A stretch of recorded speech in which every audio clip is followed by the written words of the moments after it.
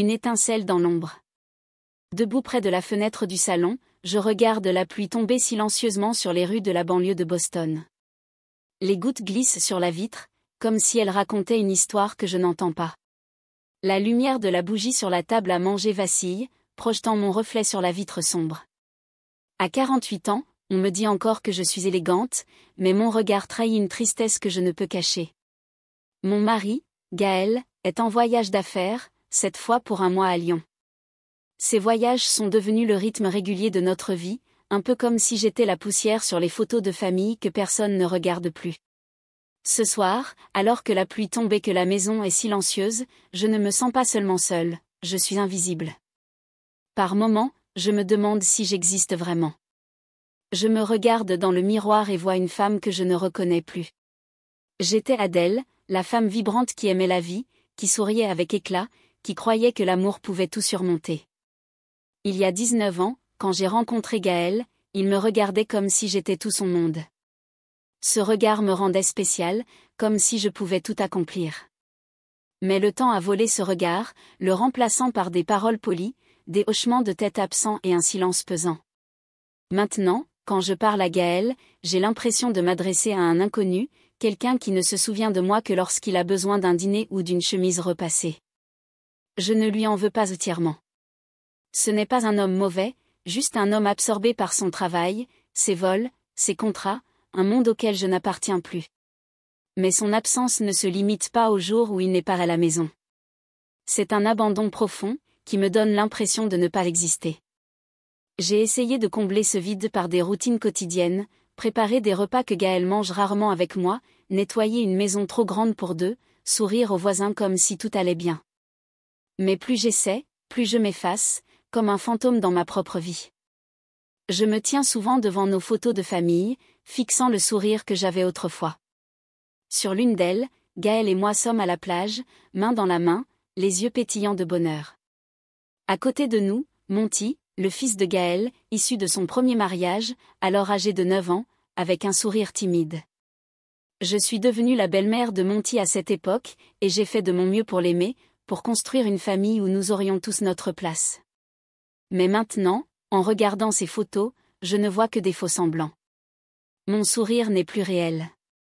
C'est un masque qui cache un cœur qui se meurt lentement. Je me demande comment j'en suis arrivée là. Comment une femme si pleine de vie est-elle devenue une ombre? J'ai sacrifié mes rêves, mes passions, moi-même, pour être l'épouse dont Gaël avait besoin, la belle-mère que Monty respectait. Mais à quel prix? Ce prix, ce sont ces nuits où je reste allongée seule, écoutant la pluie, me demandant si quelqu'un me voit vraiment, se soucie vraiment de moi. Ce prix, ce sont ces jours où je me regarde dans le miroir et ne me trouve pas. Il m'arrive d'avoir envie de crier, de briser ce silence, de dire à Gaël que je meurs dans cette maison. Mais je ne le fais pas. J'ai peur que, si je le fais, il me regarde avec des yeux vides, comme s'il ne comprenait pas, ou pire, comme s'il s'en fichait. Alors, je reste silencieuse, continuant à jouer l'épouse parfaite, la belle-mère dévouée. Mais au fond de moi, j'aspire à quelque chose, un regard, un mot, un geste pour me rappeler que je suis toujours en vie. Ce soir, sous la pluie qui tombe et la flamme de la bougie qui scintille, ce désir est plus fort que jamais. Je repense aux années passées, au moment où j'attendais le retour de Gaël, espérant qu'il me regarde comme avant. Mais il ne le fait pas. Il rapporte des cadeaux de ses voyages, un foulard en soie de Paris, un bracelet de Dubaï, mais ils ne peuvent combler le vide qui me ronge. Je veux qu'il me voie vraiment, et qu'il me dise qu'il m'aime. Mais ces mots ne me sont pas parvenus depuis si longtemps, et je ne sais pas s'ils me reviendront un jour. Je pense à Monty, le beau-fils que j'ai élevé depuis qu'il était petit. Monty a 22 ans maintenant, un adulte qui étudie dans une université d'une autre ville. Je me souviens de son enfance, quand je l'aidais avec ses devoirs, quand il m'appelait « Adèle » d'une voix hésitante. J'ai essayé d'être une bonne belle-mère, même si je savais que je ne pourrais jamais remplacer sa vraie mère. Monty a toujours gardé une distance respectueuse, et je respectais cela. Mais parfois, je me demande s'il me voit comme une femme ou simplement comme une partie intégrante de cette maison, comme les photos sur les murs. Je sais que ce n'est pas la vie dont je rêvais. Quand j'étais jeune, j'imaginais une vie pleine de passion, d'amour intense, d'aventures sans fin. Mais au lieu de cela, je suis ici, dans une maison magnifique mais froide, avec un mari qui n'existe que par moments fugaces et un beau-fils que j'aime mais que je ne comprends pas vraiment. J'ai essayé d'accepter cette vie, en me disant que c'était la meilleure que je puisse avoir. Mais ce soir, alors que la pluie tombe et que la bougie brûle faiblement, je ne peux plus me mentir. Je suis seule, et cette solitude me ronge. Quelqu'un l'a-t-il déjà ressenti ? Avez-vous déjà vécu dans une maison parfaite, où tout est à sa place, mais où le cœur est si vide ? Je ne veux pas être cette femme, celle qui vit pour les autres mais pas pour elle-même. J'aspire à être aimée, vue, à me rappeler que j'ai encore de la valeur. Mais ce désir s'accompagne d'une peur profonde, celle que, si je me laisse vivre, je détruise tout ce que j'ai construit. J'ai peur de trahir Gaël, de trahir Monty, de me trahir moi-même. Je me détourne de la fenêtre, mes yeux se posant sur la bougie vacillante. Cette petite flamme semble lutter pour survivre, tout comme moi. Je ne sais pas ce qui m'attend, mais un changement arrive. Peut-être une tempête plus violente, peut-être un moment qui bouleversera tout. Je ne suis pas sûre d'être prête à l'affronter, mais je sais que je ne peux pas continuer à vivre ainsi. J'ai besoin de me retrouver, même si cela implique de faire face à des conséquences que je n'imagine pas encore. Je me dirige vers la table à manger et souffle la bougie. L'obscurité enveloppe la pièce, mais dans mon cœur, une petite étincelle brille, encore une étincelle d'espoir, de désir et de peur. Je monte les escaliers, le cœur battant, comme pour me rappeler que, malgré ma solitude, je suis toujours en vie. Le lendemain matin, je me réveille avec le même vide, comme si j'avais laissé une part de moi-même dans les rêves de la nuit précédente.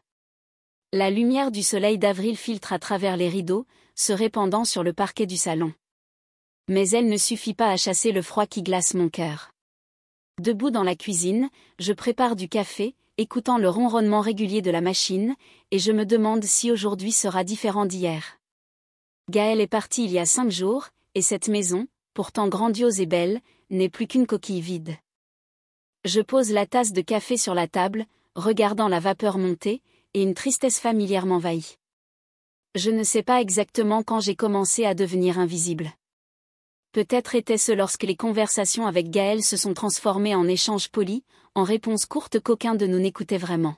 « As-tu dîné ?» demandai-je, et il répondait « oui », dans l'avion, avant de disparaître dans son bureau avec son ordinateur portable. Autrefois, nous parlions de tout, de nos rêves, de nos peurs, des bêtises qui nous faisaient rire. Mais maintenant, je ne sais plus ce qu'il pense, et je doute qu'il se soucie de ce que je pense. Ce que nous avions autrefois est parti depuis longtemps, laissant un vide que je ne sais pas comment combler. Je me souviens de l'époque où j'étais jeune et naïve, quand aimer Gaël était la chose la plus facile au monde. Il me regardait avec des yeux qui me faisaient me sentir au centre de l'univers, comme si je pouvais tout accomplir. J'ai abandonné mes rêves, une carrière d'écrivaine, voyager à travers le monde pour être la femme dont il avait besoin. Je ne le regrette pas complètement, mais, debout dans la cuisine que j'ai décorée avec soin, je me demande si ce sacrifice en valait la peine. J'ai tant donné, et tout ce que j'ai reçu en retour, c'est le silence, Gaël qui voyage, et une maison trop grande pour un cœur qui se meurt lentement. Je ne lui en veux pas. Du moins, j'essaie de ne pas le faire. Ce n'est pas un homme cruel. Il rapporte des cadeaux de ses voyages, un foulard en soie de Paris, un flacon de parfum de Dubaï, et il dit toujours qu'il fait tout pour la famille. Mais ces cadeaux ne peuvent combler le vide en moi. Je ne veux ni foulard ni parfum. Je veux qu'il me voie vraiment, et qu'il me dise qu'il m'aime. Mais ces mots ne me sont pas venus depuis si longtemps, et j'ai peur qu'ils ne reviennent jamais. Je me dirige vers la bibliothèque du salon, où nos photos de famille sont soigneusement rangées. J'en prends une, regardant mon sourire d'il y a 10 ans. Sur la photo, Gaël et moi sommes debout sur la plage, main dans la main, les yeux pétillants de bonheur. À côté de nous, Monty, alors âgé de 14 ans, avec son sourire timide. Je suis devenue la belle-mère de Monty quand il avait 9 ans, et j'ai fait de mon mieux pour l'aimer, pour fonder une famille où nous nous sentions tous bien. Mais maintenant, en regardant la photo, je ne vois que des faux-semblants. Mon sourire n'est plus réel. C'est un masque qui cache un cœur brisé. Je pense à Monty, aujourd'hui âgé de 22 ans, un adulte étudiant dans une autre ville. Je me souviens de son enfance, quand je l'aidais avec ses devoirs, quand il m'appelait « Adèle » d'une voix hésitante. J'ai essayé d'être une bonne belle-mère, même si je savais que je ne pourrais jamais remplacer sa vraie mère. Monty gardait toujours une distance respectueuse, et je respectais cela. Mais parfois, je me demande s'il me voit comme une femme ou juste comme un élément de cette maison, comme les photos sur l'étagère. J'ai passé ma vie à maintenir cette famille unie, à m'assurer que tout soit parfait. Je cuisine des repas que Gaël mange rarement avec moi. Je fais le ménage dans une maison que personne ne remarque. Je souris aux voisins comme si je vivais une vie heureuse. Mais intérieurement, je m'efface. Je suis comme une actrice dans une pièce que personne ne regarde, jouant le rôle de l'épouse, de la belle-mère, mais personne ne me voit vraiment. Je me demande si je mérite d'être oubliée ainsi. J'ai tout fait comme il fallait, j'ai été loyale, je me suis sacrifiée, j'ai aimé. Mais pourquoi est-ce que mon amour ne suffit pas? Pourquoi est-ce que j'aspire à quelque chose de plus? Un regard, un mot, un geste pour me rappeler que je suis toujours en vie. Je sais que ce désir est dangereux.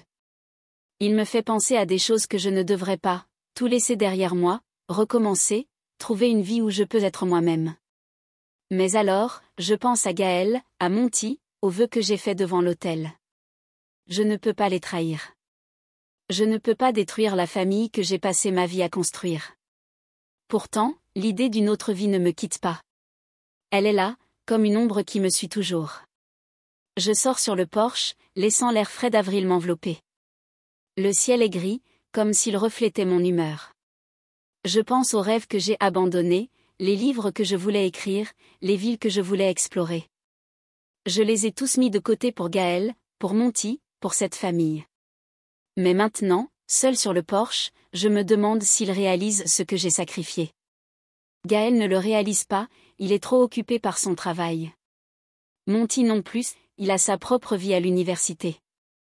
Et je me retrouve avec moi-même, des questions sans réponse. Je suis en conflit intérieur. Une partie de moi veut continuer à être l'épouse parfaite, la belle-mère dévouée, même si cela signifie m'enterrer. Mais une autre partie, celle que j'essaie de réprimer, aspire à vivre, à être aimée, à être vue. J'ai peur que, si je la laisse parler, je perde le contrôle. J'ai peur de faire quelque chose que je ne me pardonnerai pas. Mais j'ai aussi peur que, si je continue à vivre ainsi, je disparaisse complètement. Plus Adèle. Juste une ombre. Le lendemain matin, je suis dans la cuisine, coupant des légumes pour le déjeuner, lorsque j'entends la porte d'entrée s'ouvrir. Je m'arrête, écoutant des pas familiers, mais avec un rythme différent, plus assuré, plus fort. Monty entre, apportant avec lui le souffle du monde extérieur, un monde auquel je n'ai plus appartenu depuis si longtemps. L'Adèle, appelle-t-il d'une voix grave. Et quand je lève les yeux, je vois un homme qui n'est plus le garçon timide que j'ai connu. Monty, maintenant âgé de 22 ans, grand, large, avec des yeux d'un bleu profond comme l'océan, pétillant d'une vitalité que j'avais oubliée depuis longtemps. « Tu es radieuse aujourd'hui, dit-il, un sourire doux mais sincère. » Je ris, balayant le compliment d'un geste de la main, comme si de rien n'était. Mais mon cœur bat vite. Pour la première fois depuis des années, je me sens vue. Monty est rentré pour les vacances de printemps, et sa présence est comme une brise qui souffle dans cette maison silencieuse. Je m'étais habituée au silence, au tic-tac de l'horloge, au bruit de la pluie contre les fenêtres. Mais avec Monty de nouveau présent, la maison semble reprendre vie. Nous allons au marché ensemble, choisissons des tomates mûres, plaisantons sur qui ferait les meilleurs spaghettis. Le soir, nous nous asseyons ensemble pour regarder de vieux films à la télévision, et je me surprends à sourire plus légèrement. Mais cela s'accompagne d'un malaise, une petite voix dans ma tête m'avertissant que je m'aventure en terrain dangereux. J'essaie de garder mes distances, me disant que c'est juste une relation familiale normale. Monty est le fils de Gaël, le garçon dont je me suis occupée depuis ses 9 ans. Je l'aidais avec ses devoirs, je l'ai conduit à ses entraînements de foot, je l'ai réconforté quand sa mère lui manquait. J'ai essayé d'être une bonne belle-mère, même si je savais que je ne pourrais jamais remplacer sa vraie mère. Mais Monty n'est plus un garçon, c'est un homme, et son regard n'est plus le même. Un verre de vin, propose-t-il un soir, alors que la pluie martèle les fenêtres. Et bien sûr, réponds-je, même si je sais que le vin est la dernière chose que je devrais accepter en ce moment, pas avec le cœur serré. Monty revient avec 2 verres de vin rouge, la lumière des bougies se reflétant dans le liquide sombre. Nous trinquons, et le son est faible mais aigu, comme un avertissement. Je prends une gorgée, l'amertume se répandant, et j'essaie de garder une voix posée. Cet orage est intense, dis-je, regardant par la fenêtre où la pluie semble vouloir briser la vitre. Monty hoche la tête, mais ses yeux ne me quittent pas. Tu sais, Adèle, dit-il d'une voix basse et posée, j'ai toujours aimé les orages. Ils rendent tout réel, comme s'ils enlevaient tout faux semblant. Ces mots me font frissonner, comme s'ils parlaient de moi, des masques que je porte depuis des années. Nous commençons à parler de choses que nous n'avions jamais partagées auparavant. Je lui parle de ma jeunesse, quand je rêvais d'écrire un livre, quand je pensais que la vie serait une aventure sans fin. Monty écoute sans m'interrompre, le regard fixé, comme si j'étais seule au monde. Il me parle de sa solitude à l'université, de sa solitude au milieu de la foule, des nuits où il se demandait s'il avait vraiment sa place quelque part.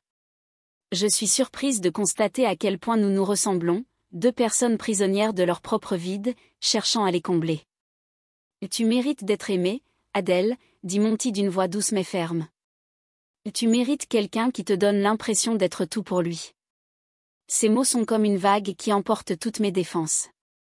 Mon cœur s'arrête, et l'espace d'un instant, j'ai envie de crier qu'il a tort, que je ne le mérite pas, que j'ai promis d'être fidèle à Gaël. Mais je ne peux rien dire, car au fond de moi, je sais qu'il a raison. J'ai soif d'être aimée, d'être vue, qu'on me rappelle que j'ai encore de la valeur. Et Monty, avec ce regard, avec ces mots, me donne ce que je n'ai pas eu depuis si longtemps. Je baisse les yeux sur le verre de vin que je tiens, les doigts tremblants. Je sais que je devrais me lever, dire que je dois aller me coucher, quitter cette pièce avant que les choses n'aillent trop loin. Mais je ne le fais pas. Je reste assise là, laissant le silence s'installer, la lueur de la bougie vaciller entre nous. Puis Monty me prend la main. Sa main est forte, chaude, un lien que je n'ai pas ressenti depuis des années. Je ne me retire pas, même si une voix dans ma tête hurle que je devrais arrêter. Je le regarde dans les yeux, et j'y vois une sincérité, un désir qui reflète le mien. Et puis, comme attirés par une force invisible, comme si nous disions tous les deux des choses que nous ne pouvons exprimer par des mots, nous nous rapprochons, fondant l'un dans l'autre, comme si tous les murs que j'ai construits s'écroulaient. Pour la première fois depuis des années, je me sens vraiment vivante, vraiment aimée, vraiment vue. Mais dès que l'instant s'achève, la réalité me frappe comme un vent froid. Je me lève, marmonnant que je dois aller me coucher, et je cours presque hors de la pièce.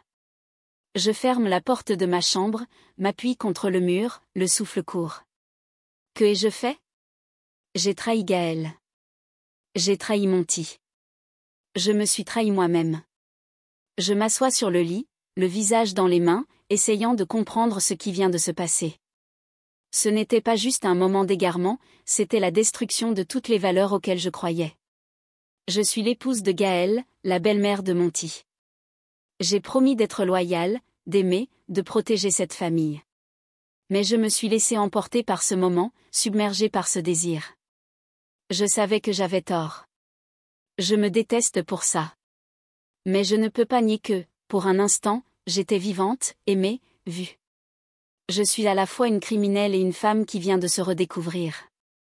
Le matin où Monty part, je suis debout à la fenêtre du salon, regardant le taxi l'emmener dans les rues de la banlieue de Boston.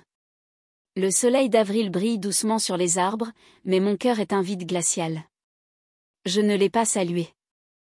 Je n'ai pas supporté de le regarder dans les yeux une dernière fois. La veille, il s'est tenu devant moi, les yeux emplis d'hésitation, et m'a dit « Je ne regrette rien, Adèle, mais je ne veux pas te gâcher la vie. » J'ai simplement hoché la tête, la gorge serrée, incapable de parler. Je ne sais pas si c'était du soulagement, seulement qu'une partie de moi est partie avec lui lorsqu'il est sorti. La maison retrouve son silence familier, mais ce n'est plus pareil. Tout, du canapé où nous étions assis ce soir-là à la bougie qui s'est consumée, porte la marque de cet instant.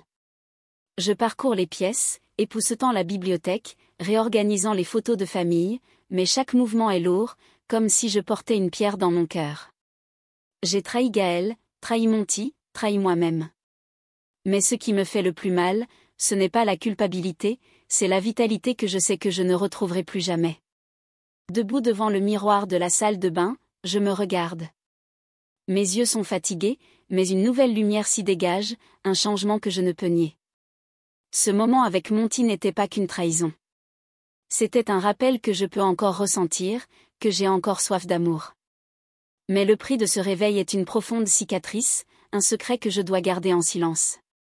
Je me demande si je peux continuer à vivre ainsi, à jouer l'épouse parfaite, la belle-mère dévouée, alors que mon cœur se brise sous le poids de ce que j'ai fait. Gaël revient à la fin de la semaine, apportant de Lyon une petite boîte contenant des boucles d'oreilles. Il sourit, me raconte ses réunions, ses dîners d'affaires, comme si tout était normal. J'acquiesce, je souris, mais chaque mot qu'il dit est comme une illusion.